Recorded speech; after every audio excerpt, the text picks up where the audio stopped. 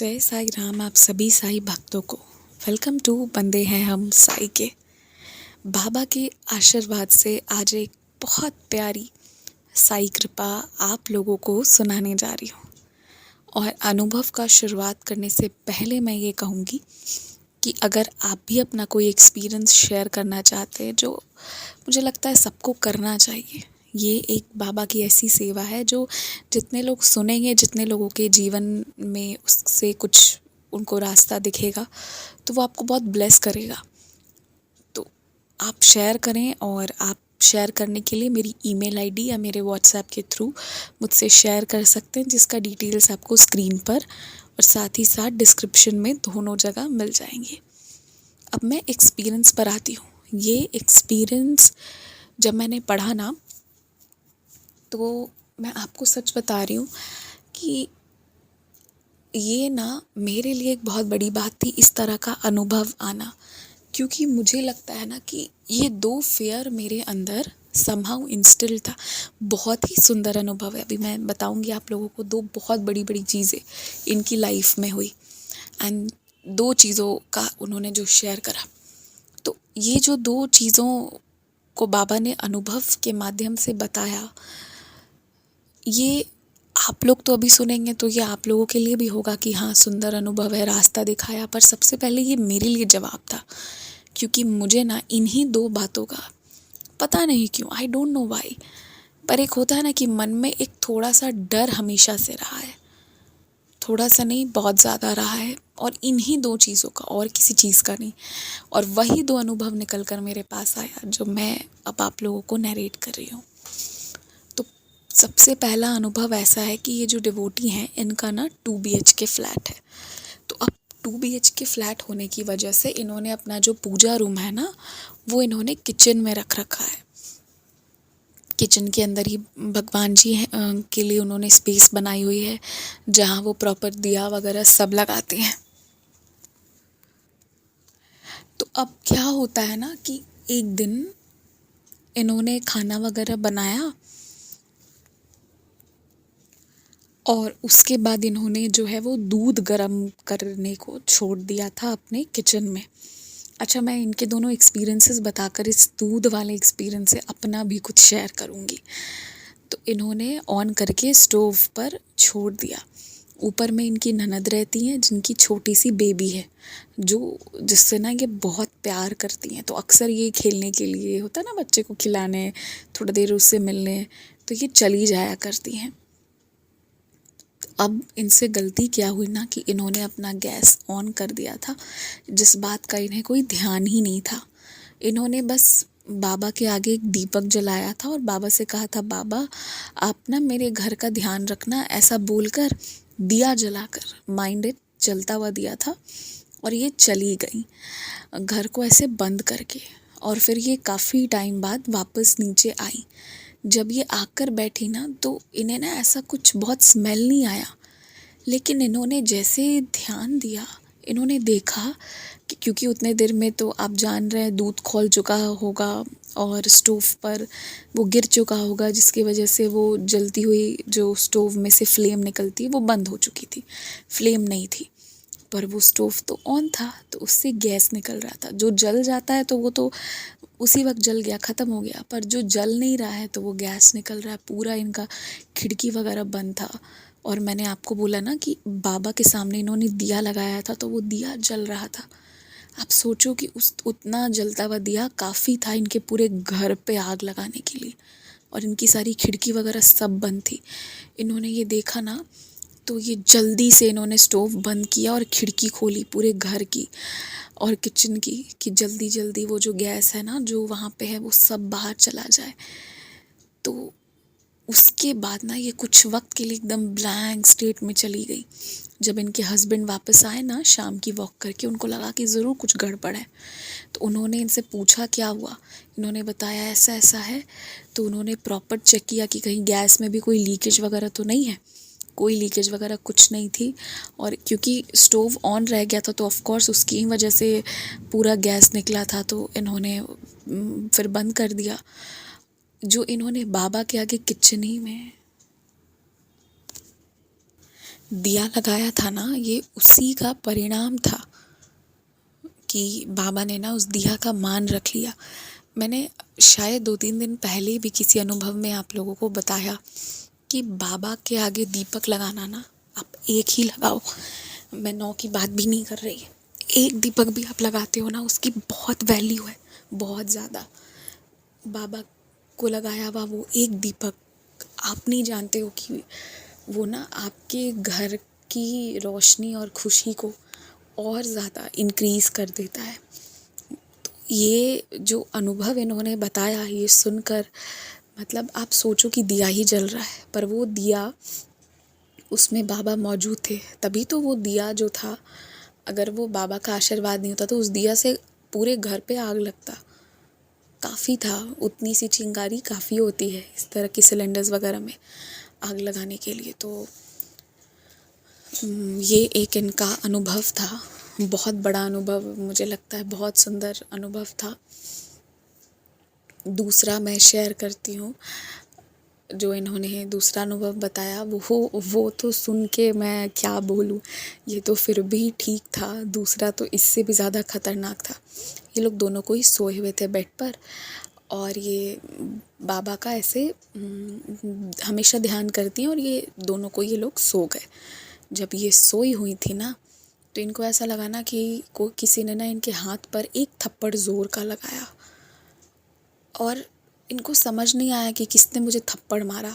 तो ये इनका नींद खुला, ये उठी और उठ के अपने हस्बैंड की तरफ देखा, तो वो तो सो ही रहे थे, तो कौन ऐसे मार सकता है। इन्हें कुछ समझ नहीं आया, क्योंकि थप्पड़ लगाने से इन्होंने एक सोने की चूड़ी और 2 कांच की चूड़ी पहनी हुई थी, वो कांच की चूड़ी टूट गई थी। उसके बाद आप विश्वास करो, इनका ना कैसे तो ऊपर अपनी सीलिंग पे ध्यान गया, और पता चला कि थप्पड़ किसी ने नहीं लगाया, ऊपर का पंखा इनके हाथ पे चलता हुआ गिर गया। ये लोग दोनों सोए हुए थे, चल रहा था पंखा, और वो ऊपर से नीचे गिर गया था। अब जो ये पंखा इनके ऊपर गिरा, तो ये समझ गई कि वो गिरा, मेरी सोने की चूड़ी से टकराया, और कांच वाली चूड़ी टूटी, इसलिए इन्हें लगा कोई थप्पड़ गिरा है, और किसी ने थप्पड़ लगाया, और फिर वो पंखा बगल में गिरा हुआ था। तो ये जो इन्होंने बताया ना, मेरा तो ऐसे एकदम से दिमाग घूम गया कि ये क्या हो गया। लेकिन मैं आप लोगों को पता है एक बात और बताती हूँ, संदेश में ना कुछ दिन पहले आया, मतलब जो बाबा ने नरेट कराया था, उसमें बाबा ने बोलवाया था कि तुम्हारी इलेक्ट्रॉनिक की जो भी आइटम्स है ना, वो तुम ठीक कर लो, ख़राब मत छोड़ो। और इनका पंखा ना आवाज़ करता था, बट ये भूल गई। हम लोग जनरली पंखा वगैरह को सबसे ज़्यादा इग्नोर करते हैं, और आपको पता है ये पंखा वाला जो एक्सपीरियंस इन्होंने शेयर किया, ये पढ़ के मेरा मन कितना हल्का हुआ, क्योंकि चलता हुआ पंखा अगर गिरे ना, तो किसी की डेथ हो सकती है, वो इतनी स्पीड में चल रहा होता है। मतलब मुझे तो लगता है कि ये बाबा की ना, वो जो इनके हाथ पे थप्पड़ भी लगा ना, ये लोग तो नींद पे सोए हुए थे, जो चोट लगी, वो तो बस बाबा ने ना इनको उठाया कि देख तेरे साथ ऐसा हो रहा था। अच्छे से साइड में पड़ा हुआ था पंखा, ऊपर से इनके सामने गिरा, मगर बगल में वो पंखा भी आराम से बैठा हुआ था, रखा हुआ था। ये ना सच में बहुत बड़ी लीला है।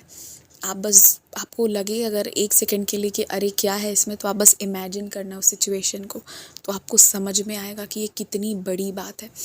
और मतलब मुझे लगा कि ये खतरों के खिलाड़ी जो होता है ना, उससे भी ज़्यादा खतरनाक था। क्या, और सच में मतलब इनकी भक्ति को नमन है, इनकी भक्ति में बहुत ऑनेस्टी होगी। और इन्होंने जो ये अनुभव शेयर किया ना, ये पढ़ के मेरा मन बहुत हल्का हो गया, क्योंकि इन दोनों चीज़ों का मुझे थोड़ा ऐसे स्ट्रेस होते रहता है टाइम टू टाइम। मैं हमेशा सिलेंडर्स वगैरह चेक कराती रहती हूँ टाइम टू टाइम। पंखा वगैरह भी मुझे थोड़ा लगता है कि नहीं, इन चीज़ों को, क्योंकि मैंने बहुत लोगों को सुना है ऐसा होते हुए। और अक्सर जब भी अगर मैं ऐसा कहती हूँ, अभी मैं रिसेंटली कह रही थी अपने घर पे बैठ के कि मैं तो अब फ़्लाइट से ट्रेवल नहीं कर पाऊँगी, मुझसे नहीं हो पाएगा, मैं ट्रेन से जाऊँगी। तो सब ने बोला कि अभी कुछ दिनों से ट्रेन बेपटरी नहीं हुई है, इसलिए तुमको लग रहा है कि ट्रेन सेफ़ है। तो मैंने बोला ठीक है, मैं रोडवेज़ से जाऊँगी। सब ने बोला कि रोडवेज़ पे भी एक्सीडेंट होते, तो मैंने बोला मैं कहीं नहीं जाऊँगी। तब मुझे बोला कि ऊपर से पंखा गिरने से भी कोई मर सकता है। अब मैंने बोला अब मैं कहाँ जाऊँ। तो मतलब आप सोचो कि ये बात हो ही रही थी इस तरह की, तो पंखा गिरना भी ना बहुत मैंने सुना है कॉमन, और उसमें लोगों की जान भी जाते सुना है। तो ये सच में मतलब इस अनुभव से मुझे रिलैक्सेशन मिला। बाबा ने मुझे समझाया कि कोई बात नहीं, गिरेगा पंखा तो गिरने दो, कुछ नहीं होगा। तो ये सुनने के बाद मुझे अच्छा लगा, नहीं ठीक है, पंखा गिरने पे भी बाबा जो है वो, बाबा का स्कोप बहुत वाइड है, वो कुछ भी कर सकते हैं।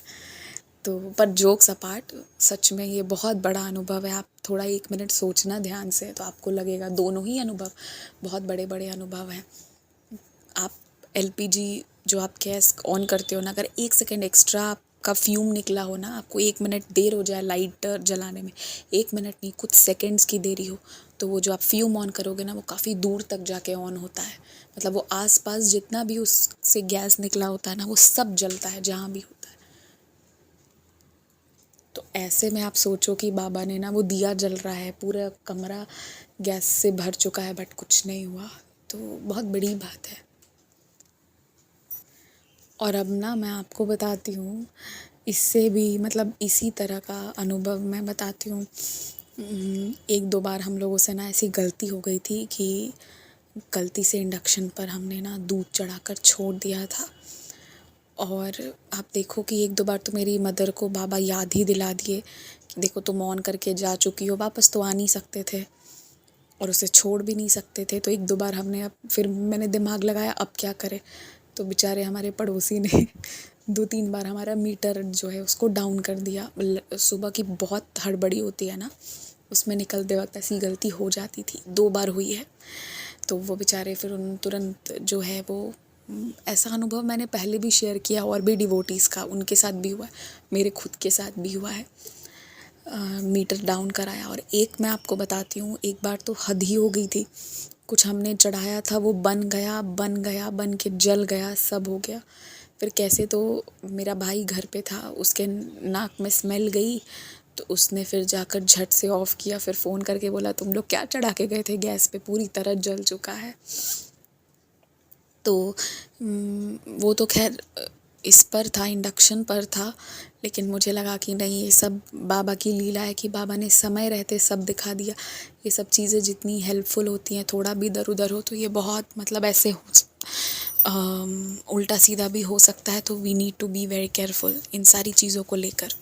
और अब जब आज इतने हम लोग इक्विपमेंट्स का से रिलेटेड एक्सपीरियंस शेयर कर रहे हैं, सुन रहे हैं, तो मैं एक बात कहूँगी। और चाहे आप अभी जब मुझे सुन रहे हो तो आपके वहाँ पे विंटर सीज़न हो या समर सीज़न हो, अभी ज़्यादातर लोगों के यहाँ समर सीज़न होगा, क्योंकि अभी जब मैं डाल रही हूँ तो इंडिया में गर्मी है। पर बाद में जब आप, जो लोग पीछे से सुनेंगे, हो सकता है विंटर्स में भी सुने। पर मैं एक बात कहूँगी, आपकी जो भी मशीनें हैं ना घर पे, प्लीज़ उसको ना आराम दिया करें। जिनकी आदत है दिन दिन भर, रात रात भर एसी चलाने की, आप थोड़े टाइम के बाद ना बंद कर दो और उसका स्विच ऑफ कर दो। ये चीज़ मैं कहूँगी। और जैसे आपकी फ्रिज वगैरह भी रहती है, तो हर वक्त ऑन मत रखिए उसको, कभी कभी थोड़ा रिलैक्स कीजिए।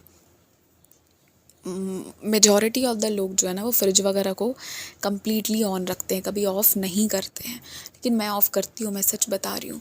थोड़ा सा ना स्विच को भी आपने ऑफ़ करके छोड़ना चाहिए। और खाना वगैरह कुछ भी ख़राब नहीं होता, वो ठंडा ही रहता है। जो लोग 24/7 ऑलवेज़ ऑन रखते हैं, वो लोग मुझसे सबसे पहले यही पूछते हैं कि कुछ होता नहीं है क्या, खाना मतलब ख़राब नहीं हो जाएगा या ठंडा कम नहीं हो जाएगा। नहीं होता, कुछ नहीं होता। थोड़ी देर ऑफ़ करना चाहिए हर एक मशीन को, हर एक चीज़ को कंसिस्टेंटली, कंटिन्यूअसली सब कुछ यूज़ नहीं करना चाहिए।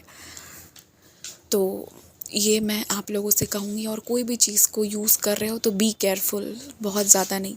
मोबाइल्स हो या कोई भी चीज़ हो, यूज़ करिए, डरना नहीं है, लेकिन हाँ, एक सही तरीके से इस्तेमाल करना है, ओवर नहीं कर देना है, क्योंकि फिर वो मशीन है, वो अपने पर आ जाएगा तो हम लोग कुछ नहीं कर सकते हैं।